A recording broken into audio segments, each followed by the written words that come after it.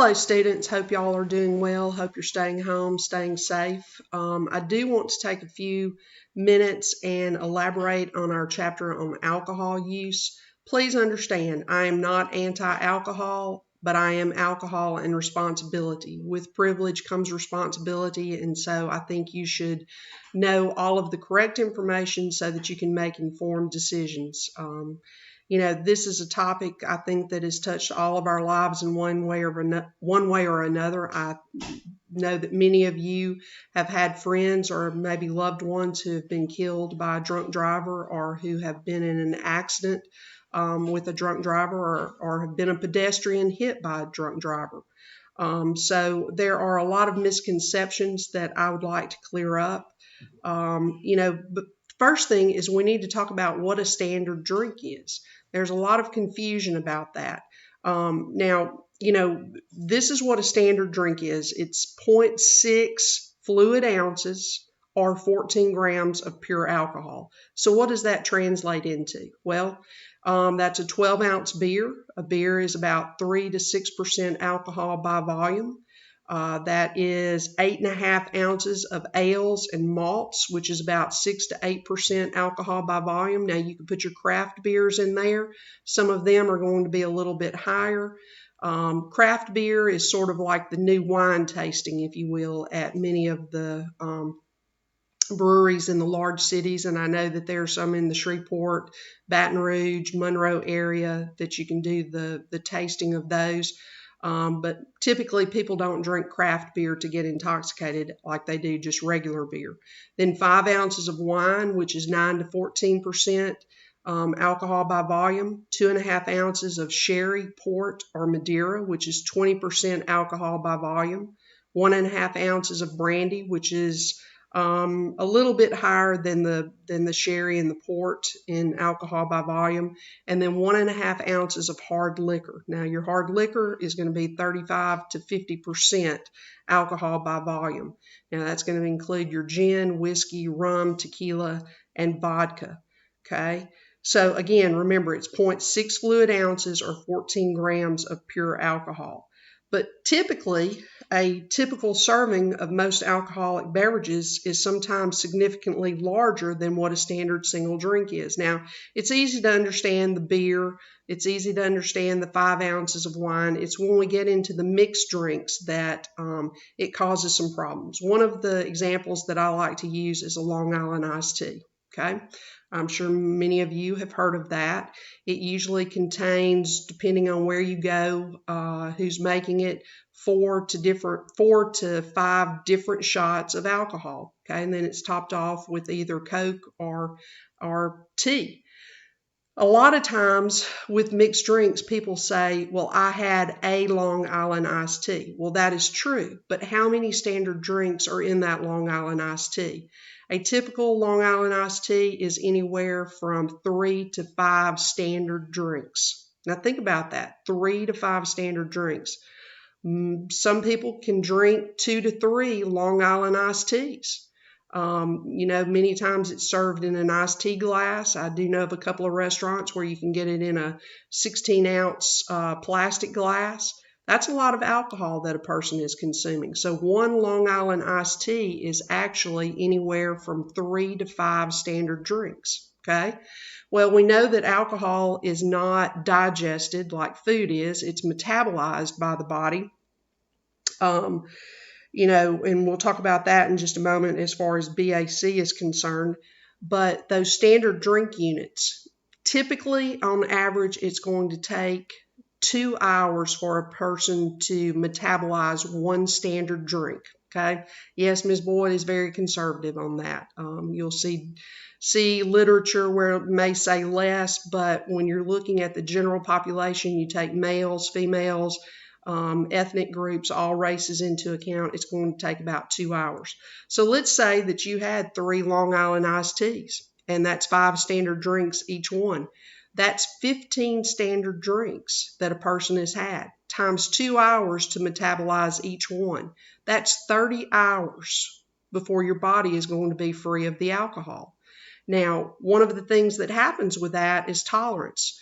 In college, most students don't drink, but those who do drink are binge drinkers, and typically it's limited to once a week or twice a week where they consume a large amount of alcohol. For males, that's going to be 5 or more beverages in a 2-hour time period. For females, it's going to be 4 or more beverages in a 2-hour time period.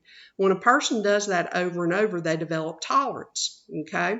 So the way a person feels after they have consumed alcohol does not have a direct correlation necessarily to what their BAC, their blood alcohol concentration is.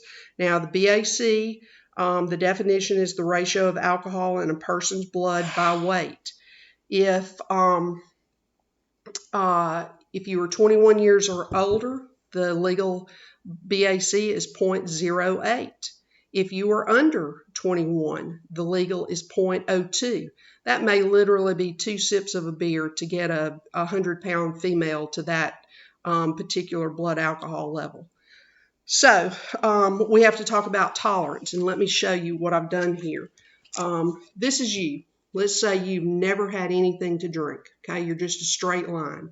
And so let's say I come into class and I give each one of you 2 beers, okay? You're going to get a little high from that beer right here. When you come down, you may not can see that. When you come down from that high, you're going to drop a little below that line, okay?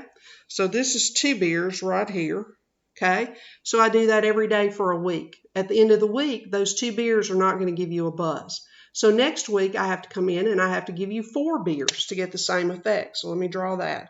So here's 4 beers. You come down a little bit lower from that.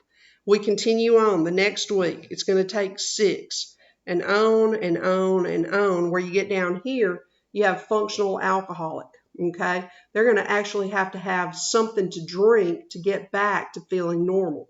The normal shifts once you start drinking. Okay, so that's how tolerance develops, and that's why a person may not feel like they're intoxicated, but yet their BAC may be over the legal limit. Okay, let me go back for just a moment and talk about calories in alcohol. It's a fattening drink. It's 7 calories per gram, so one drink is typically 100 to 120 calories. Okay. Now you have your light beers, you have the light drinks, but it's kind of like with everything else. If something says light, what do most people do? They think, well, it's not as bad, so I'll just have more. So they end up consuming more than they would have if it was just the regular strength. Okay. Now, when you get into the mixed drinks, again, that's where you get into trouble with your calories. For instance, a 3-ounce margarita is 157 calories. Okay. Think about the ones that you get if you go to Divine or, any of the drive-through places that are 32 ounces. Think about how many calories that is. That's more than the daily recommended allowance of calories for most individuals, okay? All right, so we've talked about tolerance. We've talked about what a standard drink is. Now, let's talk about BAC for just a moment, okay? As I said, it's the ratio of alcohol in a person's blood by weight. It is affected by the amount of alcohol that a person consumes, but it's also affected by body weight, by percent body fat, and by sex, okay? So body weight. So a smaller person is going to achieve a BAC faster than a larger person, okay, because they have less overall tissue that alcohol can be distributed into, okay? Now, percent, that explains why females will have a higher blood alcohol concentration than males if they have drank the same exact amount of alcohol, okay? Percent body fat. The higher a person's body fat, the higher their BAC than a muscular person who has consumed the same amount of alcohol, okay? Fat does not, the alcohol doesn't concentrate in fatty tissues as much as it does in muscle because fat has fewer blood vessels, okay? And then sex. Women metabolize less in the stomach than men because the enzyme that breaks it down before entering the bloodstream is about 4 times more active in men. And then you have hormonal fluctuations that take place. Many females will have increased blood alcohol concentrations at greater times during certain times of their menstrual cycle. Now, on that note, since we have already talked about contraception and we were not in class for me to specifically address that, if your primary means of birth control is oral contraceptives and you are a binge drinker, ladies, guys, if your girlfriend or significant other, if that is the situation, they use birth control as their primary means of oral contraceptives as their primary means of birth control, and they binge drink, it's sort of like playing Russian roulette. It might work, it might not. So if you are sexually active and you are a binge drinker and you take oral contraceptives, you may want to use condoms for added protection, okay? Because it can make the birth control pill as if you were not even drinking it at all, okay? Alcohol and other drugs. Around here, we have a lot of allergies. Many of the medications that people can take can actually intensify the effects of alcohol. So you want to be very careful not to mix alcohol and other drugs. And on prescription drugs, if it says do not operate heavy machinery while taking this medication, heavy machinery means a vehicle, okay? I think sometimes we tend to laugh that off as being a tractor or something like that, but heavy machinery is a vehicle, okay? Let me give you a prime example. When I lived in Monroe and I taught at ULM, their adult fitness program, I had a lady there who was what I called a country club drinker. Every day at 5 o'clock, it was toddy time for her. She drank Wild Turkey and she smoked Virginia Slims. Okay, well, needless to say, she had a lot of respiratory issues. Well, this one particular winter, she was what I would say a functional alcoholic.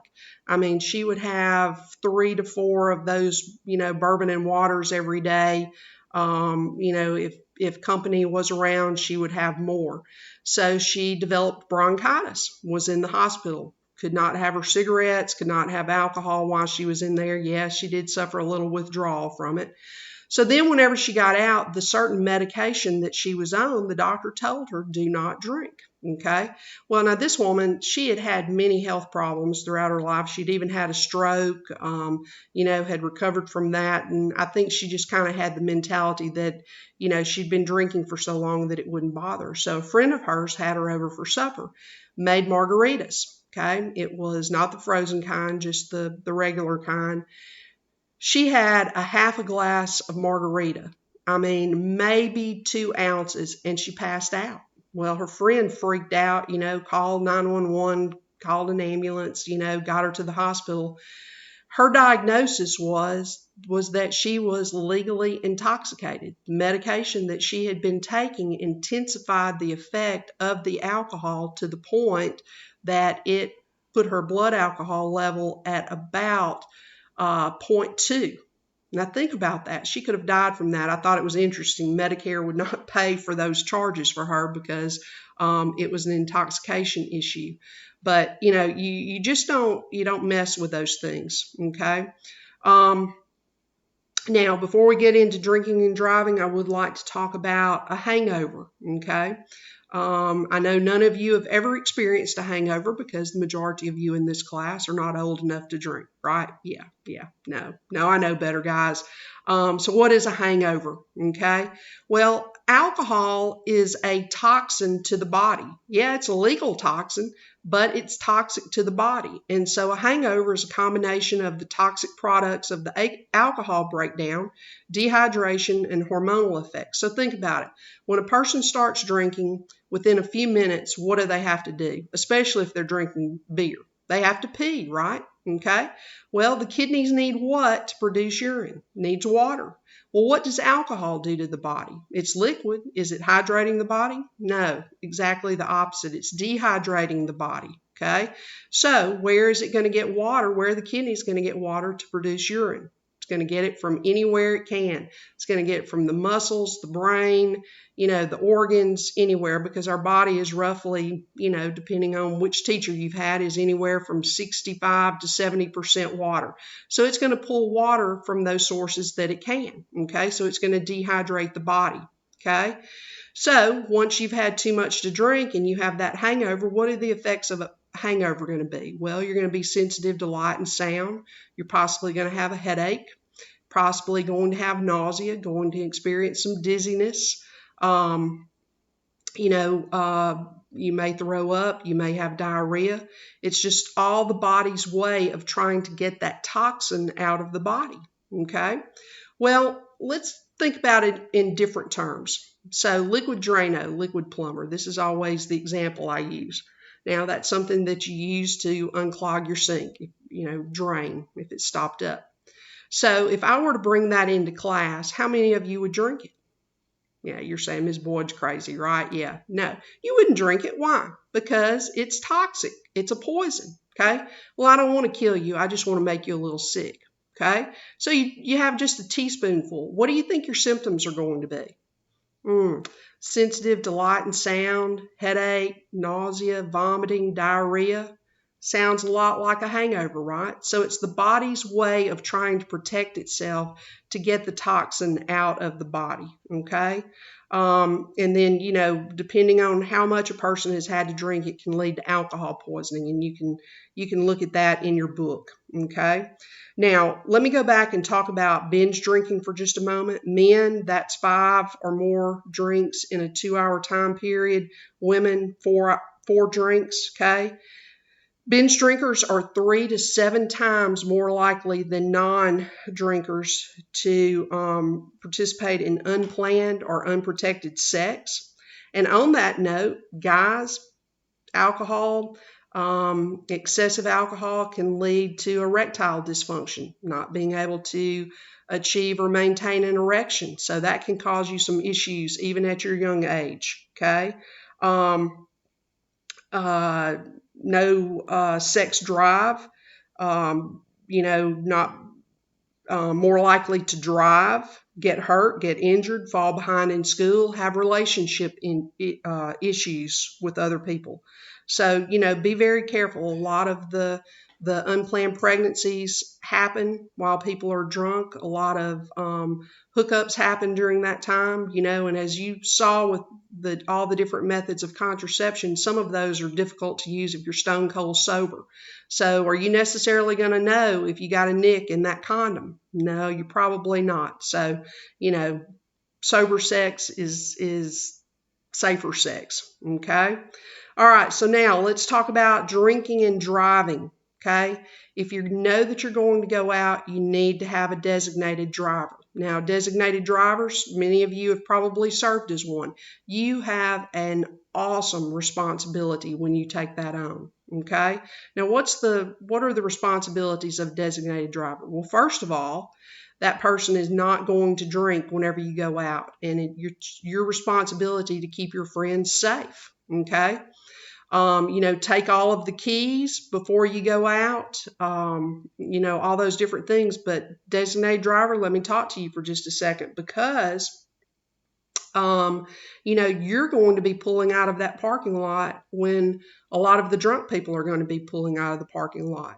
So you're putting yourself at risk by protecting your friends. So yes, that is an awesome responsibility, and it's one not to be taken lightly.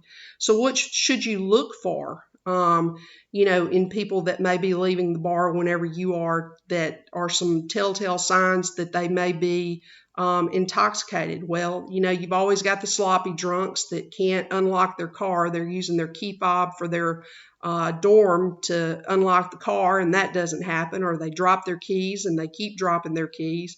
But once they get in the car, one of the main things that they don't do at night is they don't turn on their headlights, okay? They're constantly braking. They'll start and they'll stop. They'll do a rolling stop through a stop sign. They'll make wide, abrupt, illegal turns possibly. They may straddle the center line or the line on the side of the road. They may even be driving on the shoulder or driving against the traffic. They're weaving, they're swerving, they're following too closely, okay, going at erratic speeds. Again, the stopping, the starting, may do, again, the roll through a stop sign. And if it's cold weather, they may have the windows down. So those are all things, telltale signs that a person may be drinking. Now, it's estimated that on Thursday, Friday, and Saturday nights, in rural locations especially, that about 1 out of every 2 vehicles that you meet on the highway after midnight, a person is legally intoxicated. Think about that. 1 out of every 2 vehicles on Thursday, Friday, and Saturday night. Now, if you're in a rural location, and this is many times how wrecks happen, people will have their headlights on bright, okay, or they don't have their headlights on. Now, what do we typically do if, the vehicles now, the headlights many times are automatic, so they'll come on. They'll adjust to, dim if there's an oncoming vehicle. But for those vehicles that don't, typically we will flash our lights at that person to let them know that something is wrong. Well, if that person is intoxicated, their pupils are going to be dilated, okay? And their eyes will go to that light. Now, where their eyes go, what else is going to go? The vehicle is going to go. So they're going to cross that center line. But typically when a person crosses the center line, the driver is not in the line of the oncoming vehicle. It's the passenger, because you don't typically cross a center line like this. You cross it like this. So that's why in most drunk driving accidents, it is the passenger who is killed or injured. Okay, that's one of the reasons, because crossing the center line, that puts them in the direct path of the oncoming vehicle. Well, let's say you correct that, you get back in your lane, and then you overcorrect. Well, if you're in a rural location, you got trees, you got ditches over here on the other side. Who's closest to those trees? Your passenger is. So many times that is why the passenger will be killed when the driver is not. So rule of thumb, after 10 o'clock at night, don't flash your lights at anyone, okay? That's just especially if you're in a rural location. Okay, so we talked about absorption, okay? We don't digest alcohol like we digest food. So a little bit of it is absorbed through the lining of the mouth and the oral mucosa. Then about 20% is absorbed through the stomach, 75% through the small intestine, and then a small amount in the GI tract. So it's going to get into the circulatory system. As soon as it hits that circulatory system, it starts having effect on blood alcohol concentration. There is going to be a certain amount of impairment that begins then, because alcohol, as we know, is what type of drug? Hopefully all of you are saying depressant right now. Yes, it is a depressant. It's very interesting. Young kids will think that it is a stimulant because it causes people to do crazy and stupid stuff. When a person first starts drinking, many times it does act as a false stimulant, but then once it gets into the bloodstream, it is actually a full-fledged depressant. And what does a depressant do? It slows down everything, okay? Every organ, every reflex, everything, okay? So when it does get into the bloodstream, it's going to interact with enzymes, and those enzymes are going to turn the alcohol into acetaldehyde, and then further down into acetate, okay?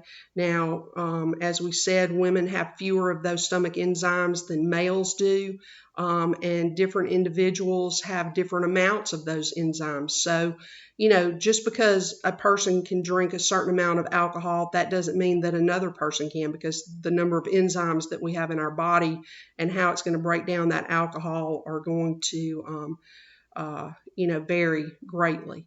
So, just to kind of review, know what a standard drink is. Don't get confused by those,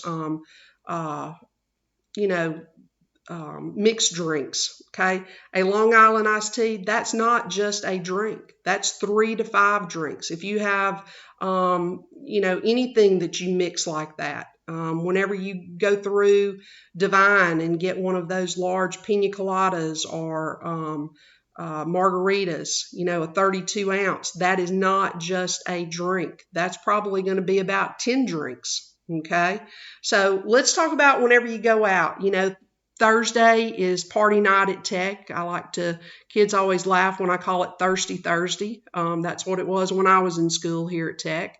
So why is it Thursday? Just a bit of trivia for you. Louisiana Tech has historically been known as a suitcase college. Back in the 40s, 50s, 60s, the students who went to school there lived close enough that they could drive home on the weekends. So Thursday night became party night at Tech. The bars close at 2 o'clock. I think, from what I hear from most students, you go out 10 o'clock, 11 o'clock, something like that. So let me keep my math easy, okay? So let's say you go out at 10 o'clock with your friends, okay? Bar closes at 2. So how many drinks can you put back during that time? Well, it's going to depend on several factors. Is it hot outside? You can drink more. Are you dancing? Then you're probably going to drink more. Are you having a good time with your friends? You're probably going to drink more. I have heard a lot of different numbers, okay, as far as glasses of wine, numbers of beer, the mixed drinks, but let's just use beer to keep it simple. I have heard anywhere in a 4-hour time period, anywhere from 10 to 20 plus beers being consumed during that time frame. So let's just use 10, okay?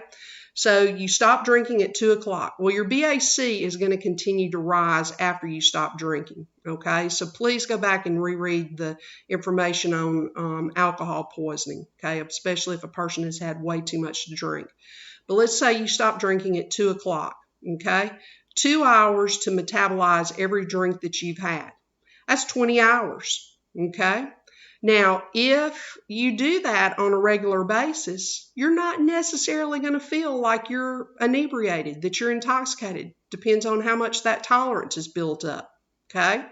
So, it's springtime. You set your classes on Monday, Wednesday, Friday to be 11 o'clock so that you could allow for your Thursday night going out. So you get up at 11 o'clock, you've taken a shower, you're not feeling too bad. And so then you decide after class you're going to drive home. Okay. Are you safe to drive home at that time? No.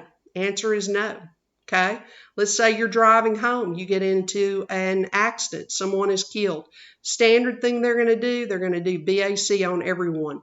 Chances are your BAC is still going to be over the legal limit. Okay. So when would you be safe to drink? Okay. 10 drinks times 2 hours, that's 20 hours. Your body is not going to be rid of all the alcohol that you have consumed the night before until 10 p.m. on Friday night. You got that? 10 p.m. on Friday night. That's 20 hours. Okay? So don't take the risk, watch what you're drinking, make sure that you eat something before you drink. Make sure that for every drink you have a glass of water. Now, is that going to affect BAC? No, your BAC is still going to go up, but it may help with the hangover that you have, okay? And if you have had a lot to drink, don't drive the next day. Just try and figure that out. It's not worth it. I have a very good friend who was a physical education teacher in HICO, and she actually used to come to this class and talk about her son, John. He worked at Super One Foods. He was a business major. He was a junior, and he was, it was Memorial Day weekend. He and some of his friends had gone to one of the drinking establishments over on the service road. And as far as she knew, John had never gotten in the car with someone who had been drinking. He was not much of a drinker himself, but this particular night he did. He got in the car. He and one of his best friends the next day were headed to Dallas to do their internship for school. But this decision that he made, he got in the car with one of his friends. This friend decided to play chicken with a young lady coming over the hill on the service road. They hit head on. John's neck snapped. He died instantly, 19 years old. It didn't just affect him. It didn't just affect his friend who was driving. It also killed the girl who was playing chicken with them. Okay, the young man went to jail, vehicular manslaughter. But that affected his entire community. You know, this area around here, it affected his coworkers. And I think that's the thing. A lot of times, whenever the decisions that we make, whether it is drinking or, sexual decisions, we think, well, that's our business. It's not going to affect anyone else, but that's not the case. And those of you who have had friends who have been affected by it, or you personally, then you know what I'm talking about. Let me finish this story. John was killed. Sheriff's deputy had to go to his mom's house that night, wake her up, let her know that her son was, dead. The young man went to jail. He got out of jail. I think he was in jail for about 6 or 7 years. Got out of jail, was out for 2 weeks, started drinking, wrapped his car around a tree, killed himself. So 2 families, 3 families, plus the communities that they lived in, totally senseless. So again, I don't want you to think that I'm preaching to you. This is something that's very near and dear to my heart. Now I'll share my experience with you. When I was a senior at Louisiana Tech, the quarter before I graduated, was having some issues, relationship issues. And, unfortunately, a lot of times people will turn to alcohol because it gives them a false sense of control. Well, I was stupid and I did that. Got behind the wheel of a car.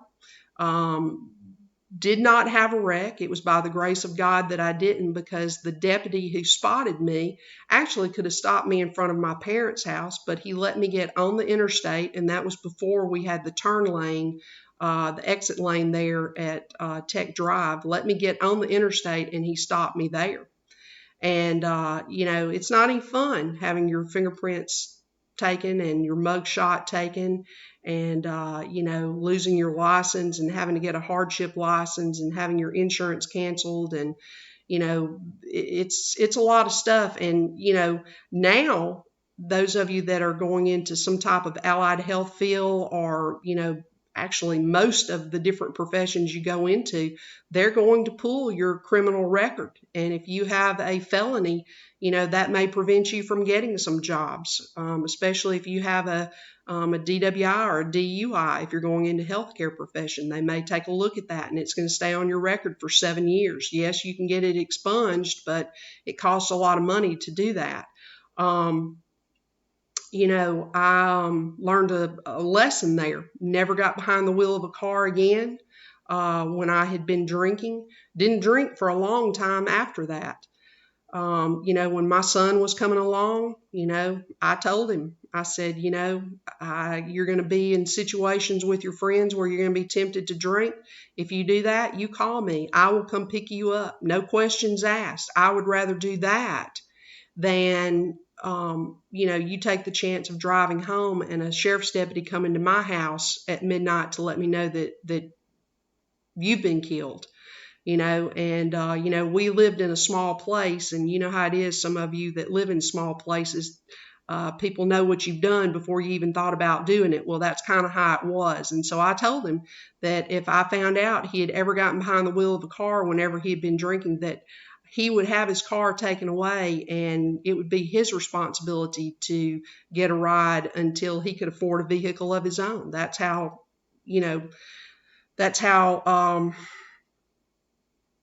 adamant I feel about this. So let me give you the same thing offer that I have given every other 290 class that I have ever taught. In all these years, I've only ever had one student, and it was 6 years later, after she had actually graduated, that she took me up on it. But if you were in the Ruston area and you find yourself without a designated driver, and the only way that you can get home is to get behind the wheel of a car and drive, every single one of you has my cell phone number. You send me a text, okay? I will come pick you up and I will take you home if you're in Ruston, okay? I mean that, because I don't want your parents to have that deputy knocking on their door like my friend had on her door, okay?